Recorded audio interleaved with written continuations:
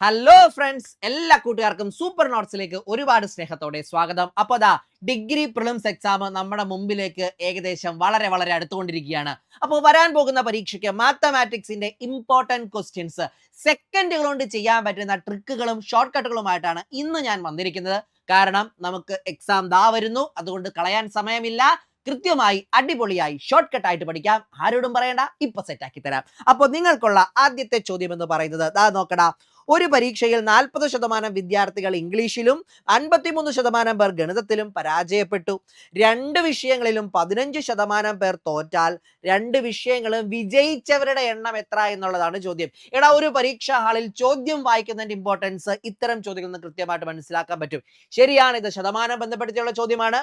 തോറ്റവരുടെ കാര്യം പറഞ്ഞിട്ട് വിജയിച്ചവരുടെ കാര്യമാണ് ചോദിച്ചിരിക്കുന്നത്. അപ്പോൾ ഉൾട്ടാ പുൾട്ടാ ചോദ്യമാണ്. കൃത്യമാണല്ലോ? ആ ഒരു കാര്യം നിങ്ങളുടെ മനസ്സിലേക്ക് കൃത്യമായിട്ട് വരണം. ഇനി ഇത് എങ്ങനെ ചെയ്യാം? ശതമാനം വെച്ചുകൊണ്ട് ചെയ്തു കഴിഞ്ഞാൽ സമയമെടുക്കും. എന്നാൽ 2 മുട്ട വരച്ച് ഈ സാധനം സെറ്റാക്കി തരാം. പിടിച്ചോ. അതിനു മുമ്പ് നിങ്ങളുടെ മനസ്സിലേക്ക് വരേണ്ടത്, ഒരു ക്ലാസ്സിൽ ആകെയുള്ള ആളുകൾ 100%, അല്ലെ? മുഴുവൻ ആളുകളെ 100% എന്നല്ല എടുക്കുന്നത്. 100%ത്തിൽ ഈ പറയുന്നു 40% ഇംഗ്ലീഷിന് തോറ്റുപോയി, 53% കണക്കിന് തോറ്റുപോയി, 15% പേർ രണ്ട് പരീക്ഷയ്ക്കും തോറ്റുപോയി. അങ്ങനെയാണെങ്കിൽ വിജയിച്ചവർ എത്ര പേരെന്നുള്ളതാണ് ചോദിച്ചിരിക്കുന്നത്. ഒരു കാരണവശാലും ഈ 40ഉം 53ഉം കൂടെ കൂട്ടിയിട്ട് 100%ത്തിൽ നിന്നും കുറയ്ക്കുന്നതല്ല. ഈ 40നും 53നും ഒരു പ്രശ്നമുണ്ട്. അത് ഞാൻ പറഞ്ഞു തരാം. മുട്ട വരയ്ക്കാം. മുട്ട ഇങ്ങനെ ചിന്തിക്കുക. ഓക്കെ ആണല്ലോ? ഇത് ഇംഗ്ലീഷിന് തോറ്റവരുടെ, ഇത് മാത്സിന് തോറ്റവരുടെ. ഇംഗ്ലീഷിന് എത്ര ശതമാനം ആളുകൾ തോറ്റടാ? 40%. മാത്സിന് എത്ര ശതമാനം ആളുകൾ തോറ്റടാ? 53% ആളുകൾ തോറ്റു. ഓക്കെ ആണല്ലോ? ഇനി ഇവിടെ നിങ്ങൾ വേറൊരു കാര്യം കാണുന്നുണ്ടോ? ഇതിലെന്താണ്? 2നും തോറ്റവരുടെ, അതായത് ഇംഗ്ലീഷിന് തോറ്റവരുടെ കൂട്ടത്തിൽ മാത്സിന് തോറ്റവരും മാത്സിന് തോറ്റവരുടെ കൂട്ടത്തിൽ ഇംഗ്ലീഷിന് തോറ്റവരുമുണ്ട്. അപ്പൊ ആ 2 വിഷയത്തിനും തോറ്റവരുടെ അളവ് എത്ര എന്ന് പറഞ്ഞിട്ടുണ്ട്? 15% എന്ന് നമ്മളോട് പറഞ്ഞിട്ടുണ്ട്. ഓക്കെ ആണല്ലോ? അപ്പൊ ഇംഗ്ലീഷിൽ മാത്രം തോറ്റവർ എത്രയാന്ന് വെച്ചാൽ 40 അല്ല. ഇംഗ്ലീഷിൽ മാത്രം തോറ്റവരെ കാണാൻ വേണ്ടി ഈ 40%ത്തിൽ നിന്നും ഈ 15% കുറയ്ക്കുക. എത്ര എന്ന് കിട്ടും? 40 - 15 25% എന്ന് കിട്ടും. ഇംഗ്ലീഷിൽ മാത്രം തോറ്റവർ. അങ്ങനെയാണെങ്കിൽ കണക്കിന് മാത്രം തോറ്റവരുടെ ശതമാനം എത്ര? 53ൽ നിന്നും 15 കുറയ്ക്കുക. എത്ര എന്ന് കിട്ടും? 38% എന്ന് കിട്ടും. ഇനി തോറ്റവരുടെ കണക്ക്, തോറ്റവർ ഈ 100%ത്തിൽ തോറ്റവർ എത്രയാണെന്ന് ചോദിച്ചാൽ ഈ 25ഉം ഈ 15ഉം ഈ 38ഉം കൂടെ കൂട്ടുക. 25, 15, 38 എല്ലാം കൂടെ കൂട്ടുമ്പോൾ എത്ര കിട്ടും? 78 എന്ന് കിട്ടും. അതായത് 100%ത്തിൽ ഈ 100%ത്തിൽ 78% ആളുകൾ തോറ്റതാണ്. അപ്പൊ ജയിച്ചവരെത്ര? ഈ 100%ത്തിൽ നിന്നും 78% കുറയ്ക്കുക. നമുക്ക് കിട്ടും 22%. ഓക്കെ ആണല്ലോ? ഓപ്ഷൻ ഡി എന്നതായിരിക്കും നമ്മുടെ ഉത്തരം. ക്ലിയർ ആണ്? അപ്പ ഇനി ഞാൻ കൃത്യമായിട്ട് പറഞ്ഞുതരാം എന്താണ് ചെയ്യേണ്ടത് എന്നുള്ളത്. ഒരിക്കൽ കൂടി പറഞ്ഞുതരാം. ആകെ ആളുകൾ 100% എന്നിരിക്കുക. ഈ 100% ആളുകളാണ് ആ ക്ലാസ്സിലുള്ളത്. അതിൽ തോറ്റവരുമുണ്ട്, ജയിച്ചവരുമുണ്ട്. 40% ആളുകൾ ഇംഗ്ലീഷിന് തോറ്റു എന്നാ പറഞ്ഞ. ഇംഗ്ലീഷിന് മാത്രം എന്ന് അതുകൊണ്ട് അർത്ഥമാക്കുന്നില്ല. 53% ആളുകൾ മാത്സിന് തോറ്റു എന്നാ പറയുന്നത്. അതിന്റെ അർത്ഥം മാത്സിന് മാത്രം തോറ്റവർ 53 എന്നല്ല. ഇംഗ്ലീഷിന് തോറ്റവൻ കണക്കിനും തോറ്റ കുറച്ച്, ഇംഗ്ലീഷിനും കണക്കിനും തോറ്റ കുറച്ച് ആളുകളുണ്ട്.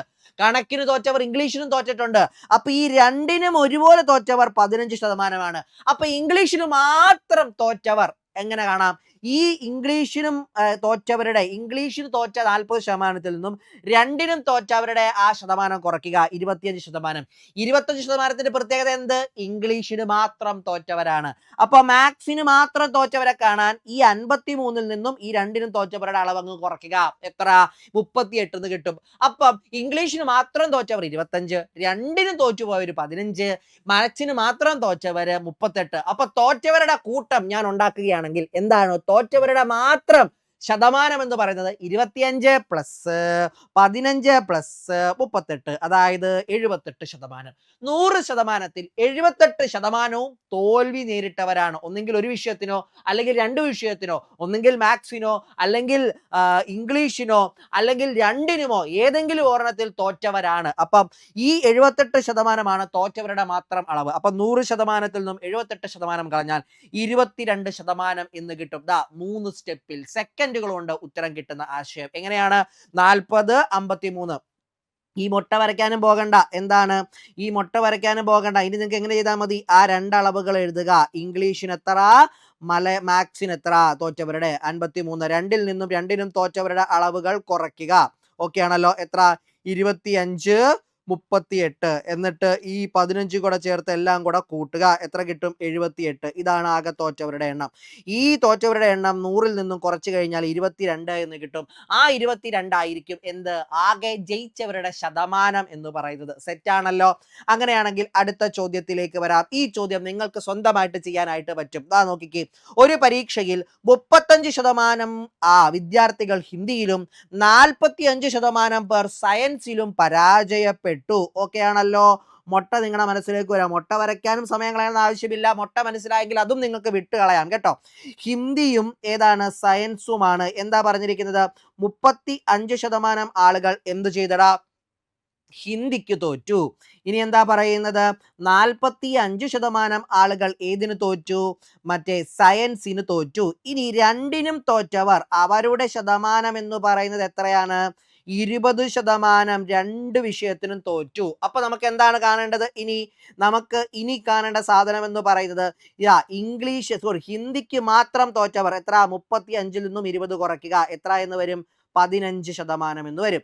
ഇനി നമ്മുടെ സയൻസിന് മാത്രം തോറ്റവർ 45ൽ നിന്നും 20 കുറയ്ക്കുക. എത്ര എന്ന് വരുന്നു?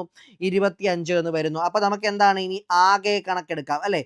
ആകെ കണക്ക് എടുത്തു കഴിയുമ്പോൾ നമുക്ക് എന്ത് കിട്ടും? ആകെ തോറ്റവർ എന്ന് പറഞ്ഞാൽ തോറ്റത് ആകെ തോറ്റത് എത്രയാണ്? 15 പ്ലസ് പിന്നെ ഈ 20 പ്ലസ് 15, 20, 25. 25ഉം 5ഉം 30, 30ഉം 10ഉം 40, 40ഉം 20ഉം 60% എന്ന് കിട്ടും. 45ഉം 15ഉം കൂടെ ചേർക്കുമ്പോൾ 60%. അപ്പൊ തോറ്റവരുടെയാണ് എന്തെന്ന് പറയുന്നത്? 60%. അതായത് ഒരു ക്ലാസ്സിലെ 100%ത്തിൽ 60% തോറ്റതാണ്. അപ്പൊ ജയിച്ചവരോ എത്രയാണ്? 100ൽ നിന്നും 60 കുറയ്ക്കുക. എത്ര എന്ന് കിട്ടും? 40 എന്ന് കിട്ടും. ഓപ്ഷൻ ബി 40 എന്നതായിരിക്കും നമ്മുടെ ഉത്തരം. ദാ നോക്കിക്കേ. ഞൊടിയിടയിൽ നിങ്ങൾക്ക് കിട്ടിയില്ലേ? ഒരിക്കൽ കൂടി പറയാം. ആ ക്ലാസ്സിൽ ആകെ 100% ആളുകൾ ഉണ്ടെന്ന് വിചാരിക്കുക. ഇനി ഹിന്ദിക്ക് തോറ്റവരുടെ എണ്ണമാണ് 35%. എടാ, ഹിന്ദിക്ക് തോറ്റ ഒരു കൊച്ച് സയൻസിന് തോക്കാൻ പാടില്ല എന്ന് നിയമം വല്ലതും ഉണ്ടോ? ഒരു നിയമവും ഇല്ല. അവൻ ഹിന്ദിക്ക് തോറ്റു. ഇനി സയൻസിന് വേണമെങ്കിൽ തോക്കാം, അല്ലെങ്കിൽ ജയിക്കാം. അപ്പൊ ഹിന്ദിക്ക് തോറ്റു എന്ന് മാത്രമേ ഉള്ളവരുടെ അളവാണ് 35%. ഇനി സയൻസിന് തോറ്റവരുടെയാണ് 45%. സയൻസിന് തോറ്റു എന്ന് പറയുമ്പോൾ അവിടെ അവൻ ഹിന്ദിക്ക് തോറ്റു എന്നോ ഹിന്ദിക്ക് ജയിച്ചു എന്നോ ഒന്നും മനസ്സിലാവുന്നില്ല. സയൻസിന് തോറ്റു അവരുടെയാണ് 45. രണ്ട് പരീക്ഷയ്ക്കും ഹിന്ദിക്കും സയൻസിനും തോറ്റുപോയവർ അവരാണ് 20%. ഇതിൽ നിന്നും ഞാൻ എന്ത് കാണുന്നു? ഹിന്ദിക്ക് മാത്രം തോറ്റവർ, അതായത് സയൻസിന് ജയിച്ചവരും ഹിന്ദിക്ക് തോറ്റവരും, അവരെ എങ്ങനെ കണ്ടെത്താം? ഹിന്ദിക്ക് തോറ്റവരിൽ നിന്നും ഈ ഹിന്ദിക്കും സയൻസിനും തോറ്റ 20% കുറച്ച് കളയുമ്പോൾ 15% എന്ന് കിട്ടും. 15%ത്തിന്റെ പ്രത്യേകത എന്താണ്? അവർ ഹിന്ദിക്ക് മാത്രമേ തോറ്റിട്ടുള്ളൂ. ഇതേപോലെ സയൻസിന് മാത്രം തോറ്റവരെന്ന് പറഞ്ഞാൽ 45ൽ നിന്നും 25 കുറച്ച് 25. 25% ആളുകൾ സയൻസിന് മാത്രം തോറ്റവരാണ്. അപ്പൊ തോറ്റവരാണ് ഹിന്ദിക്ക് മാത്രം തോറ്റത് 15, സയൻസിന് മാത്രം തോറ്റത് 25, രണ്ടിനും തോറ്റത് 20. അപ്പൊ ഈ കുടുംബത്ത് തോറ്റവരുടെ മാത്രം ശതമാനം എന്ന് പറയുന്നത് ഈ 15ഉം 20ഉം 25 കൂടെ കൂട്ടി 60% എന്ന് കിട്ടും. അപ്പൊ തോറ്റവരുടെ മാത്രം 60%. അപ്പൊ ജയിച്ചതോ? 100ൽ നിന്നും 60 കുറഞ്ഞ് പോയാൽ 40% എന്ത്? ജയിച്ചവരുടെ എന്ത് എന്ന് പറയുന്നത്? ശതമാനം എന്ന് പറയുന്നത്. ക്ലിയർ ആണല്ലോ? സെറ്റ് അല്ലേ? അങ്ങനെയെങ്കിൽ നമുക്ക് അടുത്ത ചോദ്യത്തിലേക്ക് വരാം. ഇത് നമ്പർ സിസ്റ്റവുമായി ബന്ധപ്പെട്ട ഒരു ചോദ്യമാണ്. സാധാരണ എല്ലാവർക്കും ഇത് കുഴപ്പിക്കുന്ന ഒരു ചോദ്യമാണ്. എന്നാൽ ഞൊടിയിടയിൽ ഇതിന്റെ ഉത്തരം ഞാൻ പറഞ്ഞുതരാം. റിമൈൻഡർ തിയറം എന്ന ആശയമാണ്. നിങ്ങൾ അതൊന്നും ഓർത്ത് ബേജാറാകണ്ട, പേടിക്കണ്ട, സെറ്റാക്കി തരാം. പി, ക്യു, ആർ എന്നിവ പോസിറ്റീവ് പൂർണ്ണസംഖ്യകളാണ്, അതായത് പോസിറ്റീവ് ഇൻഡിജേഴ്സ് ആണ്.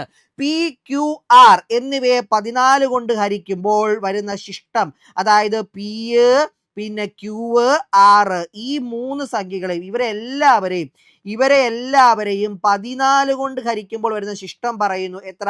യഥാക്രമം 5. ആദ്യത്തേത് 5 ആണ്, രണ്ടാമത്തത് 8 ആണ്, മൂന്നാമത്തത് 9 ആണ്. ഈ 3 ആളുകളെയും 14 കൊണ്ട് ഹരിക്കുമ്പോഴുള്ള ശിഷ്ടങ്ങൾ പറഞ്ഞിരിക്കുന്നു. അങ്ങനെയാണെങ്കിൽ 2p plus 3q minus 3r ഇതിനെ 14 കൊണ്ട് ഹരിച്ചാൽ വരുന്ന ശിഷ്ടം എത്രയാണെന്ന്. ഓക്കെ ആണല്ലോ. അപ്പോൾ നിങ്ങൾ ആദ്യം ചെയ്യേണ്ടത് ഈ 14 കൊണ്ട് ഹരിക്കുമ്പോൾ വരുന്ന ശിഷ്ടം അറിയാൻ വേണ്ടി ഈ പീനെ 14 കൊണ്ട് ഹരിക്കുമ്പോഴുള്ള ശിഷ്ടം അവിടെ എഴുതുക. എത്ര? 5. ഓക്കെ ആണല്ലോ. പ്ലസ് ഇട്ടു. 3 ഇൻറ്റു ക്യൂവിനെ 14 കൊണ്ട് ഹരിക്കുമ്പോഴുള്ള ശിഷ്ടം അവിടെ എഴുതുക. 8 പ്ലസ് മൈനസ് ഇതുപോലെ മൈനസ് തന്നെ ഇട്ടു. ഇനി 3 ഇൻറ്റു ഈ 6നെ 14 കൊണ്ട് ഹരിക്കുമ്പോഴുള്ള ശിഷ്ടം എത്രയാണ്? 9. അതെവിടെ ഇടുക. അതായത് ഈ പീനെയും ക്യൂവിനെയും ആറിനെയും നമ്മൾ എന്തുകൊണ്ട് മാറ്റി എഴുതി? ആ പീനെയും ക്യൂവിനെയും ആറിനെയും 14 കൊണ്ട് ഹരിക്കുമ്പോൾ കിട്ടുന്ന ശിഷ്ടം കൊണ്ട് എഴുതി. അപ്പൊ ഈ ഹരണം ഇവിടെ നടന്നു കഴിഞ്ഞു. ഓക്കെ ആണല്ലോ. ഇനി ബാക്കിയുള്ളത് നമുക്ക് നോക്കാം. ഇത് കൂട്ടി എഴുതുക. 5 2 10, 3 8 24 മൈനസ് 27 എന്ന് വരും. അതായത് 34 മൈനസ് 27 എത്ര എന്ന് വരുന്നടാ? 7 എന്ന് വരുന്നു. ഈ കിട്ടിയ ഉത്തരത്തിനെ 14 കൊണ്ട് ഹരിക്കണം. 7നെ 14 കൊണ്ട് ഹരിക്കാൻ പറ്റുമോ? 7നെ 14 കൊണ്ട് ഹരിച്ചു കഴിഞ്ഞാൽ എന്താണ് ശിഷ്ടം? 7 തന്നെയാണ്. ഹരിക്കാൻ പറ്റൂലല്ലോ. അപ്പൊ 14നേക്കാൾ ചെറുതാണെങ്കിൽ അത് തന്നെയായിരിക്കും ശിഷ്ടം എന്ന് പറയുന്നത്. ക്ലിയർ ആണ്. അപ്പൊ ഉത്തരം ഏതാണടാ? 7 എന്നതായിരിക്കും. എങ്ങനെയാണ് ചെയ്തത്? നമ്മളുടെ ഒരിക്കൽ കൂടി പറയാം. പി, ക്യൂ, ആർ എന്നിവയെ 14 കൊണ്ട് ഹരിക്കുമ്പോൾ ശിഷ്ടം 5, 8, 9 യഥാക്രമം ലഭിക്കുന്നു. പിനെ 14 കൊണ്ട് ഹരിച്ചാൽ ശിഷ്ടം 5, ക്യൂവിനെ ഹരിച്ചാൽ ശിഷ്ടം 8, ആറിനെ ഹരിച്ചാൽ ശിഷ്ടം 9. അപ്പൊ 2p പ്ലസ് 3q മൈനസ് 3rനെ 14 കൊണ്ട് ഹരിച്ചാൽ ശിഷ്ടം എത്ര എന്നറിയണം. അപ്പൊ എന്ത് ചെയ്യുക? ഈ പിയും ക്യൂവും ആറിനും പകരം അവരവരുടെ ശിഷ്ടം അവിടെ ഇട്ട് കൊടുക്കുക. 2 ഇൻറ്റു പിനെ കൊണ്ട് ഹരിക്കുമ്പോൾ ഉള്ള ശിഷ്ടം 5, 3 ഇൻറ്റു ക്യൂവിനെ കൊണ്ട് 14 കൊണ്ട് ഹരിക്കുമ്പോൾ ശിഷ്ടം 8, മൈനസ് 3 ഇൻറ്റു ആറിനെ 14 കൊണ്ട് ഹരിക്കുമ്പോൾ ശിഷ്ടം 9. എന്നിട്ട് അത് ചെയ്യുക. 2 ഗുണം 5 10, 3 ഗുണം 8 24, മൈനസ് 3 ഗുണം 9 27, 10 24 34, 34 27 പോയാൽ 7. ഈ കിട്ടുന്ന ഉത്തരത്തിനെ 14 കൊണ്ട് ഹരിക്കുക. 7നെ 14 കൊണ്ട് ഹരിക്കാൻ പറ്റുമോ? ഇല്ല. 7 അല്ലെങ്കിൽ 7നെ 14 കൊണ്ട് ഹരിക്കുമ്പോൾ ശിഷ്ടം എത്ര? അതാണ് നമ്മുടെ ഉത്തരം. 7നെ 14 കൊണ്ട് ഹരിക്കാൻ പറ്റാത്തതുകൊണ്ട് 7 തന്നെയാണ് നമ്മളുടെ ശിഷ്ടം. ഓപ്ഷൻ സി എന്നതായിരിക്കും നമ്മുടെ ഉത്തരം. ക്ലിയർ അല്ലേ? സെറ്റ് അല്ലേ? എന്താ ചെയ്യേണ്ടത്? നമ്മുടെ ചോദ്യത്തിലെ 2p plus 3q plus minus 3rനെ പിനെയും ക്യൂവിനെയും ആറിനെയും അവരുടെ ശിഷ്ടം കൊണ്ട് അവിടെ കൊണ്ട് ഇടുന്നു, അതിനെ കൂട്ടുന്നു, കിട്ടുന്ന ഉത്തരത്തിനെ വീണ്ടും 14 കൊണ്ട് ഹരിക്കുമ്പോൾ ഉള്ള ശിഷ്ടം നോക്കുന്നു. അത്രയേ ഉള്ളൂ. ക്ലിയർ ആണ്? സെറ്റാണ്. റിമൈൻഡർ തിയറം എന്ന ആശയം വളരെ സിമ്പിൾ ആയിട്ട് നമ്മൾ യൂസ് ചെയ്തു. ഓക്കെ, അങ്ങനെയാണെങ്കിൽ ഒരു ചോദ്യം നിങ്ങളൊന്ന് ചെയ്ത് നോക്കിക്കേ. എക്സ്, വൈ, ഇസഡ് എന്നിവയെ 12 കൊണ്ട് ഹരിക്കുമ്പോൾ ലഭിക്കുന്ന ശിഷ്ടം യഥാക്രമം 4, 7, 5 ആയിരിക്കട്ടെ. അങ്ങനെയാണെങ്കിൽ 3x പ്ലസ് 2y മൈനസ് ഇസഡിനെ 12 കൊണ്ട് ഹരിക്കുമ്പോൾ ശിഷ്ടം എന്താണ് ചെയ്യേണ്ടത്? എക്സിനെ 12 കൊണ്ട് ഹരിക്കുമ്പോൾ എത്ര എന്ന് കിട്ടും? 4 ആണ് ശിഷ്ടം കിട്ടുന്നത്. വൈനെ 12 കൊണ്ട് ഹരിക്കുമ്പോൾ കിട്ടുന്ന ശിഷ്ടം എത്ര? 7. ഇസഡിനെ 12 കൊണ്ട് ഹരിക്കുമ്പോൾ കിട്ടുന്ന ശിഷ്ടം എത്ര? 5. അങ്ങനെയാണെങ്കിൽ നമ്മളോട് ചോദിച്ചിരിക്കുന്നത് 3x plus 2y minus Z എന്നതിനെ 12 കൊണ്ട് ഹരിക്കുമ്പോൾ കിട്ടുന്ന ശിഷ്ടം എന്ത് ചെയ്യണം? ഈ എക്സിന്റെ സ്ഥാനത്ത് എക്സിനെ 12 കൊണ്ട് ഹരിക്കുമ്പോൾ ഉള്ള ശിഷ്ടം എഴുതണം. 3 ഗുണം 4 പ്ലസ് ഇടുന്നു. ഈ പ്ലസ് അതുപോലെ തന്നെ ഇടുന്നു. ഇനി എന്താ? 2 ഗുണം വൈക്ക് പകരം വൈനെ 12 കൊണ്ട് ഹരിക്കുമ്പോൾ ശിഷ്ടം എഴുതണം. 7. ഈ മൈനസ് അതുപോലെ തന്നെ ഇട്ടു. ഇനി ഇസഡിന് പകരം എന്ത് ഇടണം? ഇസഡിനെ 12 കൊണ്ട് ഹരിക്കുമ്പോൾ ശിഷ്ടം അവിടെ ഇട്ട് കൊടുക്കുന്നു. ഓക്കെ ആണല്ലോ? ഇത് നമ്മൾ ചെയ്ത് നോക്കുന്നു. എത്ര? 4 ഗുണം 3 12 പ്ലസ് 2 ഗുണം 7 14 മൈനസ് 5 എന്ന് വരും. അതായത് എത്ര എന്ന് വരും? 26 മൈനസ് 5 21 എന്ന് വരും. ഈ കിട്ടിയ ഉത്തരത്തിന് എന്ത് ചെയ്യണം എന്നാ പറഞ്ഞിരിക്കുന്നത്? 12 കൊണ്ട് ഹരിക്കണം. കിട്ടിയ ഉത്തരത്തിനെ 12 കൊണ്ട് ഹരിക്കുക. അതിന്റെ ശിഷ്ടമായിരിക്കും നമ്മുടെ ഉത്തരം. എത്രയാണ്? നമുക്ക് ഒരു തവണ 12 ശിഷ്ടം എത്ര വരും? 9 എന്ന് വരും. അതായത് 21നെ 12 കൊണ്ട് ഹരിക്കുമ്പോൾ വരുന്ന ശിഷ്ടം 9. ആ 9 തന്നെയായിരിക്കും നമ്മുടെ ഉത്തരം ഓപ്ഷൻ എ 9 എന്നതായിരിക്കും. ക്ലിയർ അല്ലേടാ? ഒരിക്കൽ കൂടി പറയുന്നു. ഇതാ നോക്കുക. എക്സിനെ 12 കൊണ്ട് ഹരിക്കുമ്പോൾ ശിഷ്ടം 4, വൈനെ 12 കൊണ്ട് ഹരിച്ചാൽ ശിഷ്ടം 7, ഇസഡിനെ 12 കൊണ്ട് ഹരിച്ചാൽ ശിഷ്ടം 5. അങ്ങനെയാണെങ്കിൽ 3x + 2y - ഇസഡിനെ 12 കൊണ്ട് ഹരിച്ചാലുള്ള ശിഷ്ടം എന്താണ്? ഈ എക്സിനെയും വൈനെയും ഇസഡിനെയും അവരവരെ 12 കൊണ്ട് ഹരിക്കുമ്പോൾ കിട്ടുന്ന ശിഷ്ടം കൊണ്ട് റീപ്ലേസ് ചെയ്തിടുക. എക്സിന് പകരം എക്സിനെ ശിഷ്ടം, എക്സിനെ 12 കൊണ്ട് ഹരിക്കുമ്പോഴുള്ള ശിഷ്ടം 4, വൈക്ക് പകരം വൈനെ 12 കൊണ്ട് ഹരിക്കുമ്പോഴുള്ള ശിഷ്ടം അതിട്ടു. ഇസഡിന് പകരം ഇസഡിനെ 12 കൊണ്ട് ഹരിക്കുമ്പോഴുള്ള ശിഷ്ടം അവിടെ ഇട്ടു. ഇത് കൂട്ടുക. 3 × 4 12, ഈ പ്ലസ് അതുപോലെ തന്നെ ഇടുന്നു. 2 × 7 14, ഈ മൈനസ് അതുപോലെ തന്നെ ഇടുന്നു. ഇനി 5 അതുപോലെ ഇട്ടു. 12ഉം 14ഉം 26, 26ൽ നിന്നും 5 പോയാൽ 21 എന്ന് കിട്ടും. കിട്ടുന്ന ഉത്തരത്തിനെ 12 കൊണ്ട് ഹരിക്കണം. കിട്ടുന്ന ഉത്തരത്തിനെ 12 കൊണ്ട് ഹരിക്കുക. ശിഷ്ടം എത്ര? 9. ഓക്കെ ആണല്ലോ. അപ്പൊ അതേ 9 ആയിരിക്കും നമ്മുടെ ഉത്തരം എന്ന് പറയുന്നത്. വളരെ മനോഹരമായിട്ട് നിങ്ങൾക്കത് മനസ്സിലായി എന്ന് വിശ്വസിക്കുന്നു. അങ്ങനെയാണെങ്കിൽ നമുക്ക് എന്ത് ചെയ്യാം? അടുത്ത ചോദ്യത്തിലേക്ക് പോകാം. അതിനു മുമ്പ് ഒരു കാര്യം, ഡിഗ്രി പ്രിലിംസിന്റെ ആദ്യ സ്റ്റേജിലേക്കുള്ള കൺഫർമേഷൻ എല്ലാം വന്നിട്ടുണ്ട്. ഒരുപാട് പരീക്ഷകളുടെ ആയിട്ട് വന്നിട്ടുണ്ട്. എല്ലാവരും പ്രൊഫൈൽ കയറി ചെക്ക് ചെയ്യാൻ മറക്കരുത്. കൃത്യമായിട്ട് പ്രൊഫൈലിൽ കൺഫർമേഷൻ കൊടുക്കുക. നാളെ ആകട്ടെ, സമയമുണ്ടല്ലോ എന്ന് പറഞ്ഞ് ചിന്തിച്ചിരിക്കരുത്. മനുഷ്യനാണ്, മറന്നു പോകും. എൻ്റെ പ്രിയപ്പെട്ടവരെ, നമ്മൾ ഇത്രയും കഷ്ടപ്പെടുന്നത്, നമ്മൾ അത്രയും വാല്യൂ ചെയ്യുന്ന ഒരുപാട് കാര്യങ്ങളെ ഇതിലൂടെ നേടിയെടുക്കാനാണ്. അതുകൊണ്ട് ഇന്ന് തന്നെ നിങ്ങളത് ചെയ്യാൻ വേണ്ടിയിട്ട് ഓർക്കണം കേട്ടോ. ഓക്കെ അല്ലേ? അങ്ങനെയെങ്കിൽ നമുക്ക് അടുത്ത ചോദ്യത്തിലേക്ക് ചെല്ലാം. ദാ നോക്കിക്കേ, ശരാശരിയുമായി ബന്ധപ്പെട്ട അടുത്ത ചോദ്യം. ഇത് രണ്ട് രീതിയിൽ ചെയ്യാനായിട്ട് പറ്റും. ഞാൻ ആദ്യം ആ കോൺസെപ്റ്റ് ഒന്ന് പറഞ്ഞു തന്നിട്ട് ഇതിന്റെ ഏറ്റവും വലിയ ഷോർട്ട് കട്ട് പറഞ്ഞു തരാം. ദാ നോക്കിക്കോ, തുടർച്ചയായ 6 ഇരട്ട സംഖ്യകളുടെ ശരാശരി എന്തോ പറയുന്നത് 25 ആണ്. ഇവിടെ ഈ രണ്ട് വാക്കുകൾ നമ്മൾ അറിയാതെ നമ്മളെ സഹായിക്കുന്നുണ്ട്. തുടർച്ചയായ 6 ഇരട്ട സംഖ്യകൾ എന്ന് പറയുമ്പോൾ എന്താണ്? അടുത്തടുത്ത ആണെന്ന് മനസ്സിലാക്കുക.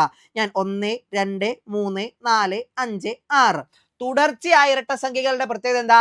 അവ ചെറുതിൽ നിന്നും വലുതിലേക്ക് നോക്കാം. 2 4 6 8 10 12.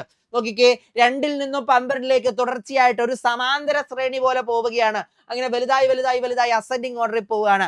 അത്തരത്തിൽ തുടർച്ചയായ ഇരട്ട സംഖ്യകൾ, തുടർച്ചയായ ഒറ്റ സംഖ്യകൾ, തുടർച്ചയായ എണ്ണൽ സംഖ്യകൾ, ഇവരുടെ എല്ലാം ശരാശരി കണ്ടാൽ, ഇവരുടെ എല്ലാം ശരാശരി ആ സംഖ്യകളുടെ നടുക്ക് നിൽക്കുന്നവനായിരിക്കും. ഒത്ത നടുക്ക് നിൽക്കുന്നവൻ. അപ്പൊ ഇവിടെ നോക്കാം, 1 2 3 4 5 6 ഒത്ത നടുക്ക് എന്താണ്? 2 പേരുണ്ട്. അപ്പൊ അവരുടെ 2 പേരുടെ നടുക്ക് നിൽക്കുന്ന സംഖ്യ ഏതോ അതായിരിക്കും ശരാശരി ആയിട്ട് വരുന്നത്. ഓക്കെ ആണല്ലോ. ആ ശരാശരി അത് 25 എന്ന് കിട്ടും. 25 കിട്ടുമെന്ന് പറഞ്ഞാൽ ചോദ്യത്തിൽ അത് പറഞ്ഞിട്ടുണ്ട്. അപ്പൊ ഇവിടെ നിൽക്കുന്നതാണ് 25. അപ്പൊ നിങ്ങൾ ചിന്തിച്ചു നോക്കിയേ, 25ന് തൊട്ട് മുമ്പും 25ന് തൊട്ട് ശേഷവും ഉള്ള 25ന് ശേഷവുമുള്ള ഏത് നിങ്ങൾക്കറിയാം? ഇരട്ട സംഖ്യകൾ നിങ്ങൾക്കറിയാം. 25ന് തൊട്ട് മുമ്പ് 24, 25ന് ശേഷം 26, 26ന് ശേഷം 28, 28ന് ശേഷം 30, 24ന് മുമ്പ് 22, 22ന് മുമ്പ് 20. ഓക്കെ ആണല്ലോ. നമ്മളോട് എന്താ ചോദിച്ചിരിക്കുന്നത്? എങ്കിൽ അവയിലെ ഏറ്റവും വലിയ സംഖ്യയും ഏറ്റവും ചെറിയ സംഖ്യയും തമ്മിലുള്ള വ്യത്യാസമാണ് ചോദിച്ചിരിക്കുന്നത്. അതായത് നമ്മളോട് ചോദിച്ചിരിക്കുന്ന വ്യത്യാസം എന്ന് പറയുന്നത് ഇതാണ്. ഈ 30ഉം ഈ 20ഉം തമ്മിലുള്ള വ്യത്യാസം എത്രയാണ്? 30 - 20 = 10 എന്ന് കിട്ടും.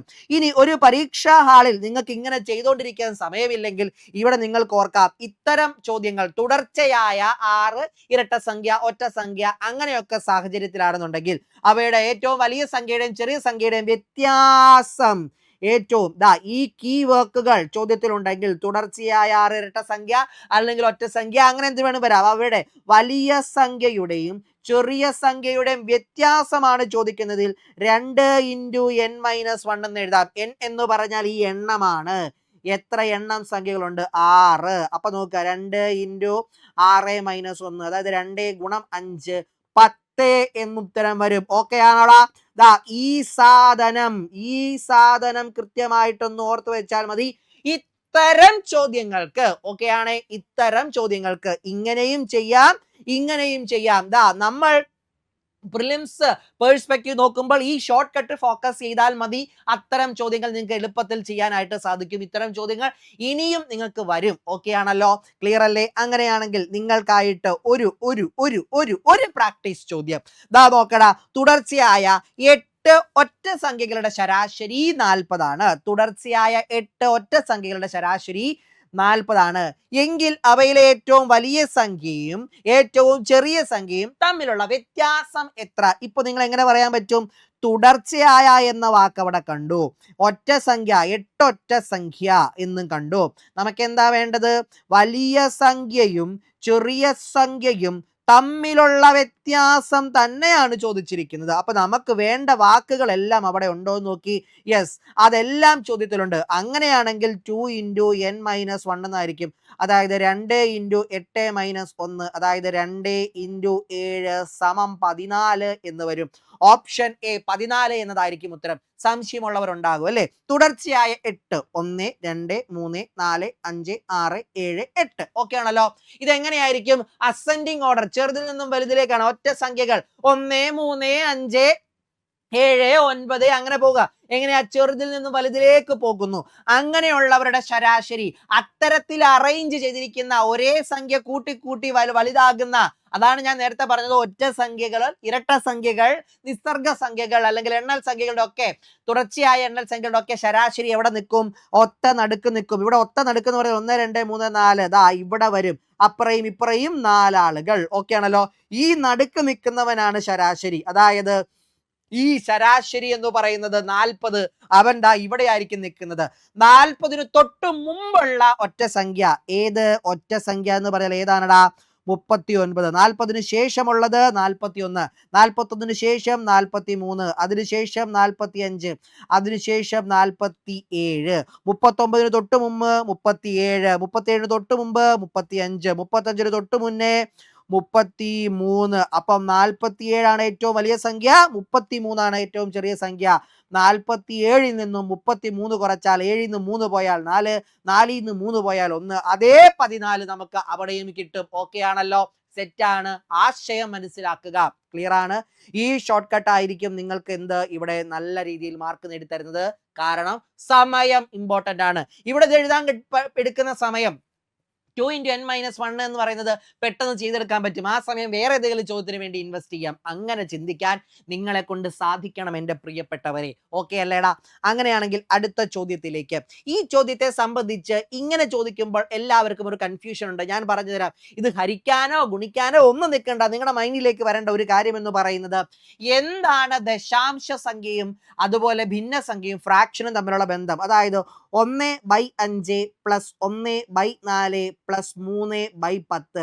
ഇവനെ എന്താക്കണം? ഇവന് തുല്യമായ ദശാംശ സംഖ്യയാണ് ചോദിച്ചിരിക്കുന്നത്. അപ്പൊ ദശാംശ സംഖ്യ എന്ന് പറഞ്ഞു കഴിഞ്ഞാൽ എന്താണ്? ഒരു ദശാംശ സംഖ്യയുടെ ഒരു ഡെസിമൽ നമ്പറിനെ ഫ്രാക്ഷൻ ആക്കി എഴുതി കഴിഞ്ഞാൽ, ഒരു ഡെസിമൽ നമ്പറിനെ, ശ്രദ്ധിക്കണേ, ഒരു ഡെസിമൽ നമ്പറിനെ ഫ്രാക്ഷൻ ആക്കി എഴുതി കഴിഞ്ഞാൽ അതിന്റെ ഡിനോമിനേറ്റർ, അതിനൊരു ന്യൂമറേറ്റർ ഉണ്ടാവും, ഡിനോമിനേറ്റർ ഉണ്ടാകും. 10 അല്ലെങ്കിൽ 10ന്റെ പവർ ആയിരിക്കും ആര്? ഡിനോമിനേറ്റർ. ശരിയല്ലേ? ഈ കാര്യം ഒന്ന് മനസ്സിലാക്കുക.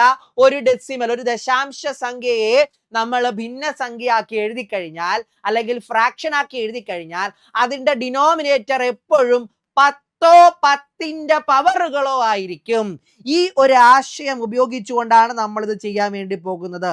10ഓ 10ന്റെ പവറുകളോ ആയിരിക്കും എന്നുള്ള ആശയം. ഇതാണ് നമ്മളെ എന്ത് ചെയ്യാൻ പോകുന്നത്? നമ്മളെ രക്ഷിക്കാനായിട്ട് പോകുന്നത്. അപ്പൊ നിങ്ങളുടെ മനസ്സിലേക്ക് വരേണ്ടത്, ഇവിടെ ഛേദം അഥവാ ഡിനോമിനേറ്റർ എല്ലാം 5, 4, 10 LCM എടുക്കാൻ പോകരുത്. നമുക്കാക്കേണ്ടത് എന്താണ്? നമുക്കാക്കേണ്ട ദശാംശം. അപ്പൊ ഡിനോമിനേറ്റർ എല്ലാം 10ഓ 10ന്റെ പവറുകളോ ആക്കാൻ പറ്റുമോ നോക്കുക. ഡിനോമിനേറ്ററുകളെ 10ഓ 10ന്റെ പവറുകളോ ആക്കാൻ പറ്റുമോ നോക്കുക എൻ്റെ പ്രിയപ്പെട്ടവരെ. ഇവിടെ ഡിനോമിനേറ്റർ ഒരെണ്ണം 10 ഉണ്ട്.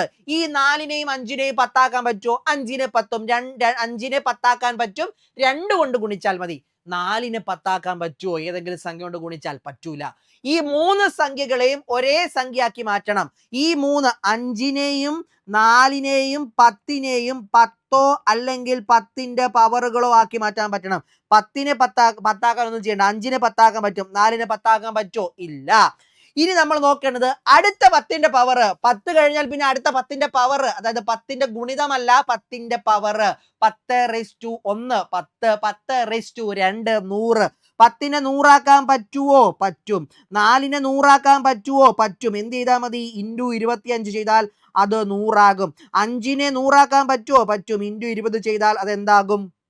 100 അപ്പൊ എന്ത് ചെയ്യുക? ഈ 1/5 പ്ലസ് 1/4 പ്ലസ് 3/10 ഡിനോമിനേറ്റർ 100 അതിനുവേണ്ടി എന്ത് ചെയ്യാം? ദാ ഇവിടെ 10 കൊണ്ട് ഗുണിച്ചു, അതേ സാധനം ഇവിടെയും ചെയ്യാം. ഇവിടെ 25 കൊണ്ട് ഗുണിച്ചു, അതേ 25 മുകളിലും കൊടുക്കുക. ഇവിടെ 20 കൊണ്ട് ഗുണിച്ചു, അതേ 20 ഇവിടെയും കൊടുക്കുക. ഇനി എന്താ? ഡിനോമിനേറ്റർ എല്ലാം 10 ഇത് 100 ഇത് 100 ഇത് 100 അപ്പൊ കോമൺ ഡിനോമിനേറ്റർ 100. ഇനി എന്ത് ചെയ്താൽ മതി? 20 × 1 20, 25 × 1 25 പ്ലസ് 3 × 10 3 × 10 30, 20ഉം 30ഉം 50ഉം 75/100 എന്ന് വരും. 75/100 എന്ന് വന്നാൽ എന്താണ്? 75 എഴുതുക. ഇവിടെ ഡിനോമിനേറ്റർ 2 0. അപ്പൊ ഇവിടെ നിന്ന് പുറകോട്ട് 2 സ്ഥാനം മാറ്റി ഒരു പോയിന്റ് ഇടുക. 0.75 എന്ന് വരും. ഓക്കെ ആണല്ലോ? എന്താണ് ചെയ്തത് എന്ന് ഒരിക്കൽ കൂടി ഈ 5നെയും 4നെയും 10നെയും എല്ലാത്തിനെയും 10 പറ്റുമോ നോക്കുക. പറ്റുമോ? ഇല്ല. എല്ലാത്തിനെയും ഒരേ 10 പറ്റുമോ? ഇല്ല. 5നെ 10 പറ്റും. 10നെ 10 ഒന്നും ചെയ്യണ്ട. 4നെ 10 പറ്റുമോ? ഇല്ല. ആ ഒരു ഒറ്റ കാരണം കൊണ്ട് നമ്മൾ അടുത്ത പവർ ആക്കാൻ പറ്റുമോ നോക്കുക. ഇതിനെല്ലാം 100 പറ്റുമോ നോക്കുക. 10നെ 100 പറ്റുമോ? പറ്റും.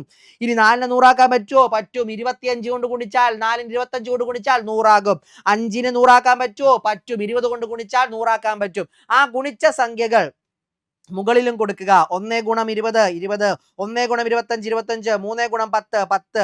അപ്പൊ എന്ത് വരും? 20 + 25 + 30. അതായത് ഈ സാധനം എല്ലാം കൂടെ ആഡ് ചെയ്യുന്നു. പൊതു കോമൺ ഡിനോമിനേറ്റർ അതുപോലെ ഇട്ടു. അപ്പൊ 20 25ഉം 30ഉം എല്ലാം കൂടെ കൂട്ടുമ്പോൾ 75/100 എന്ന് വരും. 75/100 എന്ന് പറഞ്ഞാൽ 0.75 എന്നതാണ് നമ്മുടെ ഉത്തരം എന്ന് പറയുന്നത്. ഓപ്ഷൻ സി എന്നതായിരിക്കും. ക്ലിയർ അല്ലേ? സെറ്റ് അല്ലേ? അപ്പൊ എപ്പോഴും ചിന്തിക്കുക, LCM എടുത്തല്ല ദശാംശമാക്കേണ്ടത്. 10ഓ 10ന്റെ പവറുകളോ എന്ന് ചിന്തിച്ചാൽ മതി. 10ഓ 10ന്റെ പവറുകളോ. സെറ്റ് അല്ലേടാ? അങ്ങനെയെങ്കിൽ അടുത്ത ചോദ്യത്തിലേക്ക് വരാം. ദാ ഈ ചോദ്യവും എല്ലാവരുടെയും കണ്ണ് മഞ്ഞളിപ്പിച്ച ചോദ്യമാണ്. എന്നാൽ നിങ്ങൾ ശ്രദ്ധിക്കേണ്ട ഒരു കാര്യമുണ്ടായിരുന്നു. ഇവിടെ എന്താണ് പറഞ്ഞിരിക്കുന്നത്? 6.3 ഗുണം 6.3 plus 2 into 6.3 into 3.7 plus 3.7 into 3.7 ഇതിന്റെ മൂല്യമാണ് ചോദിച്ചിരിക്കുന്നത്. നിങ്ങൾ ഒരു കാര്യം ചുമ്മാ ഒന്ന് നോക്കിക്കേ. ദാ എല്ലാവരും ഒന്ന് ശ്രദ്ധിച്ചു നോക്കണേ. എല്ലാവരും നോക്കണേ. ഇവൻ എ എന്ന് വിളിച്ചു. ഞാൻ 6.3നെ വെറുതെ എ എന്ന് വിളിച്ചു. അപ്പൊ ഇവൻ 6.3 ഉള്ളിടത്തെല്ലാം എനിക്ക് എ എന്ന് ഇടാം. ശരിയല്ലേ? ദേ ഇവിടെ ഒരു 6.3, ഇവിടെ ഒരു 6.3, ഇവിടെ ഒരു 6.3. ഇനി 3.7നെ ഞാൻ ബി എന്ന് വിളിച്ചു കഴിഞ്ഞാൽ ദാ ഇവൻ 3.7 ഇവിടെയുണ്ട്, 3.7 ഇവിടെയുണ്ട്, 3.7 ഇവിടെയുണ്ട്. ഇത് ബി എന്നായി. അപ്പൊ ഇത് ഏത് രൂപത്തിലായടാ? ഏത് രൂപത്തിലായി? A into A plus 2 into A into B A plus B A into B എന്നായി. എ ഇൻറ്റു എ എന്നാൽ എ സ്ക്വയർ. ഇത് 2ab എന്നായി. ഇത് B into B B square.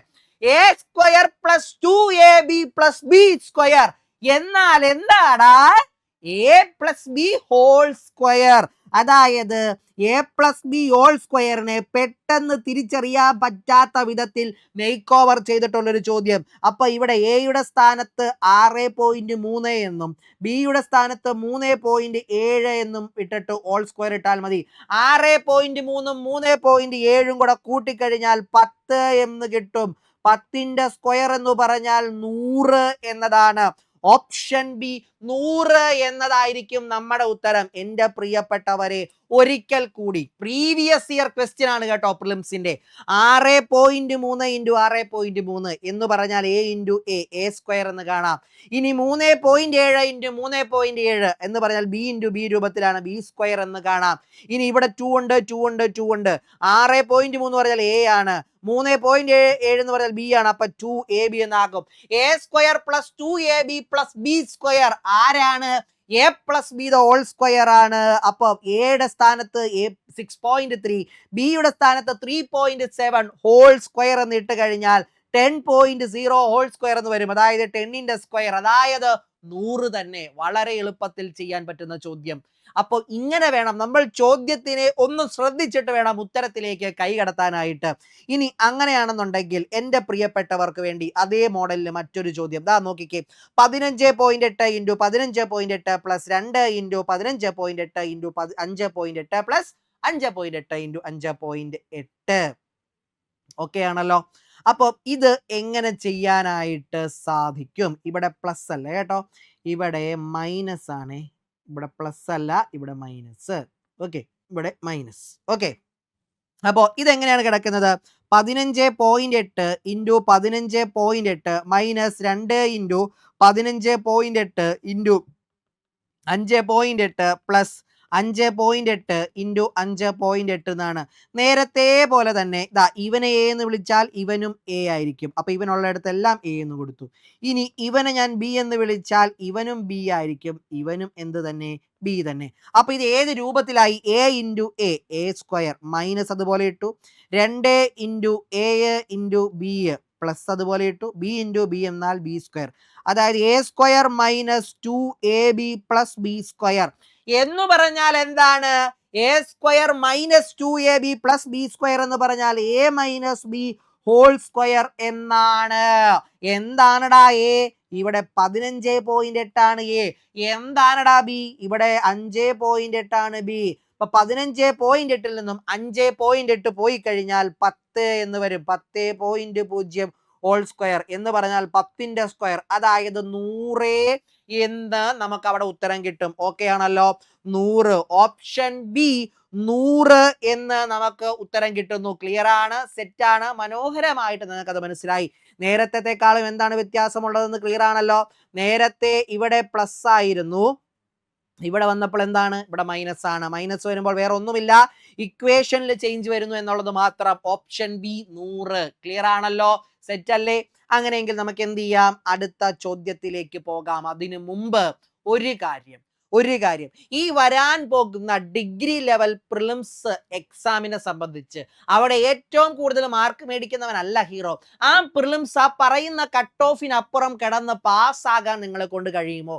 Super notes നിങ്ങൾക്ക് അങ്ങനെ ഒരു അവസരം തരികയാണ്. കാരണം ആ പ്രിലിംസ് പാസ്സായിക്കൊണ്ട് മെയിൻസിന് വേണ്ടി പ്രിപ്പയർ ചെയ്യാൻ വേണ്ടിയിട്ട് ഒരു batch, prelims crash, degree level prelims crash plus mains ബാച്ചിലൂടെ ഈ പ്രിലിംസിന് വേണ്ടത് മാത്രം പഠിച്ച് ഇനിയുള്ള സമയം കൃത്യമായി പ്ലാൻ ചെയ്ത് സ്ട്രാറ്റജൈസ് ചെയ്ത് ആ പ്രിലിംസ് ക്ലിയർ ചെയ്ത് മെയിൻസിലേക്ക് ഫോക്കസ് ചെയ്തുകൊണ്ട് ആ ജോലി നേടാൻ വേണ്ടിയിട്ട്. കാരണം company board assistant grade 1 grade 2 എത്ര വേക്കൻസി? 2000-ലധികം വേക്കൻസി, അല്ലെങ്കിൽ മൊത്തത്തിൽ നോക്കിക്കഴിഞ്ഞാൽ നിങ്ങൾക്ക് 4000-ഓളം വേക്കൻസികൾ തരുന്ന ഒരു പരീക്ഷ. അതുപോലെ SI എത്ര പരീക്ഷ, uniform post, excise inspector, university assistant, എല്ലാം ഇനി എപ്പോഴാണ് വരുന്നത് നമുക്ക് പറയാൻ പോലും പറ്റില്ല. അതുകൊണ്ട് നിങ്ങൾ വ്യക്തമായിട്ട് ആ ഒരു അവസരം ഉപയോഗിക്കാൻ കഴിയണം. എടാ, റിഗ്രറ്റ് ചെയ്യേണ്ടി വന്നു കഴിഞ്ഞാൽ വലിയൊരു നഷ്ടമായിരിക്കും അത്. കാരണം ഇത്രയും വലിയൊരു അവസരം ഇനി എന്ന് വരുമെന്ന് നമുക്കറിയില്ല. കാത്തിരിക്കുമ്പോൾ നഷ്ടമാകുന്നത് പ്രായം, വീണ്ടുമുള്ള ഓപ്പർച്യൂണിറ്റീസ്, ജീവിത സാഹചര്യങ്ങളെല്ലാം മാറും. അതുകൊണ്ട് ഇത് തന്നെ നമുക്ക് അടിച്ചെടുക്കണം. അതിനുവേണ്ടി സൂപ്പർ നോട്ട്സ് നിങ്ങൾക്ക് വേണ്ടി അടിപൊളിയായിട്ട് വന്നിരിക്കുകയാണ്. Prelims crash plus mains batch degree ലെവലിന് വേണ്ടിയുള്ള. ധൈര്യമായിട്ട് നിങ്ങൾ വിളിച്ചോടാ 8281223366 എന്ന നമ്പറിലേക്ക്. അടിപൊളിയായിട്ട് നിങ്ങൾക്ക് ബാച്ചിലേക്ക് ജോയിൻ ചെയ്തുകൊണ്ട് കൃത്യമായ സ്ട്രാറ്റജിയോടും അമൽ സാറിന്റെയും ജോബിൻ സാറിന്റെയും നമ്മുടെ എല്ലാം സപ്പോർട്ടോടുകൂടി നിങ്ങൾക്ക് ആ ലക്ഷ്യം നേടിയെടുക്കാൻ പറ്റുമെന്ന് ഞങ്ങൾ നിങ്ങൾക്ക് ഉറപ്പ് നൽകുകയാണ്. അതുകൊണ്ട് ധൈര്യമായിട്ട് വിളിച്ചു. ഈ ഒരൊറ്റ ഫോൺ കോൾ ആയിരിക്കണം ഇനി അങ്ങോട്ട് നാളെ നിങ്ങൾ ഓർക്കുമ്പോൾ നിങ്ങളുടെ ജീവിതം മാറ്റി എന്ന് പറയാൻ പോകുന്ന ആ ഒരു ഫോൺ കോൾ. നമ്മൾ ഇവിടെ നിങ്ങൾക്കായി കാത്തിരിക്കുകയാണ്. വെൽക്കം ടു സൂപ്പർ നോട്ട്സ് എന്ന് വെറുതെ പറഞ്ഞതല്ല, ആ ഒരു വിളി ആത്മാർത്ഥമായിട്ടുള്ളതാണ്. ധൈര്യമായിട്ട് ബാച്ചിലേക്ക് ജോയിൻ ചെയ്തോ. യെസ്, അങ്ങനെയാണെങ്കിൽ നമുക്ക് എന്ത് ചെയ്യാം? അവസാനമായിട്ടുള്ളൊരു ചോദ്യം കൂടി നോക്കിയിട്ട് ഇന്നത്തെ ഷോർട്ട് കട്ടുകളോട് നമുക്ക് എന്ത് ചെയ്യാം? വിട പറയാം. അപ്പം ഇവിടെ 600 എന്ന് പറയുന്ന സംഖ്യയുടെ 600ന്റെ 16.2/3% കാണാനാണ് പറഞ്ഞിരിക്കുന്നത്. 16.2/3%. അപ്പം ഇവിടെ നിങ്ങൾക്ക് അറിയാമോ എന്നറിയില്ല. സാധാരണ എല്ലാവരും എന്ത് ചെയ്യും? ഈ 16.2/3 16 × 3 48, 16 2/3 എന്ന് പറഞ്ഞാൽ ഇതിനെ സാധാരണ ഭിന്നമാക്കുക. ഇപ്പൊ മിക്സഡ് ഫ്രാക്ഷൻ നോർമൽ ഫ്രാക്ഷൻ ആക്കി കഴിഞ്ഞാൽ 16 ഗുണം 3 48 പ്ലസ് 2/3. അതായത് എന്തെന്ന് എഴുതും? 50/3% കാണാൻ വേണ്ടി നോക്കും. ഒന്നും നിങ്ങൾ വേണ്ട. ഒരു സംഖ്യയുടെ 16 2/3% കാണാൻ പറഞ്ഞാൽ ആ സംഖ്യയുടെ 1/6 ഭാഗം കണ്ടാൽ മതി. അതായത് 600ന്റെ 16 2/3% കാണാൻ 600ന്റെ 1/6 കണ്ടാൽ മതി. ഇത് എത്ര വരും? ഇത് ക്യാൻസൽ ചെയ്യുമ്പോൾ 100 എന്ന് വരും.